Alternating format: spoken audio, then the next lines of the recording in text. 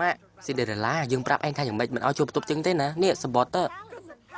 សបតអញ្ជើញឲ្យអញមកនេះសបតទឹកទេមី2នាក់អិចសូអញ្ជើញ2នាក់ឯងទៅរាំតើនេះខ្ញុំហ៎ក្នុងសម្បត្តិនេះបានសរសេរថារាំបទ Monster ក្នុងរាជវាំងហ៎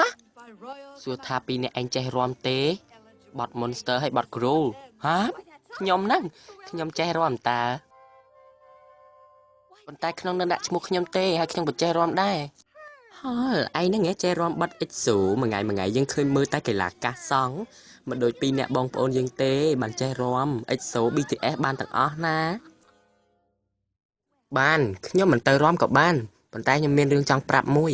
រឿងស្អីទៅសម្បត្តិដែលបានរាំជាមួយ EXO គឺនៅនឹងខ្ញុំហើយសម្បត្តិដែលម៉ាក់កំពុងកាន់នេះគឺ backup dancer តែប៉ុណ្ណោះអូហើយមិនឯងក៏មិនប្រាប់យើងឲ្យម៉ាក់អារម្មណ៍ជាមួយ EXO នឹងមកបានទេហ៎ម៉ាក់ចង់រាំជាមួយ EXO អូអត់ទេម៉ាក់កូនណាត់គ្នាជាមួយសេហ៊ុនហើយឯងប្រាប់សេហ៊ុនទៅថាម៉ាក់ជាអ្នកទៅរាំអូកូនភ្លេចប្រាប់ថាដាំបាយអត់តបិទហ្គាសប្រយ័ត្នផ្ទុះងាប់ខានបានទៅរាំទាំងអស់គ្នាណាម៉ាក់ម៉ាក់ឃើញវាធ្វើរឹកទេវាទៅរាំជាមួយ EXO ហើយ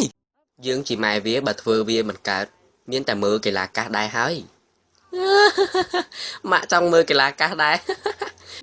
មីពីក្បាលឯងជាងកម្មវិធីកីឡាកាសទៀត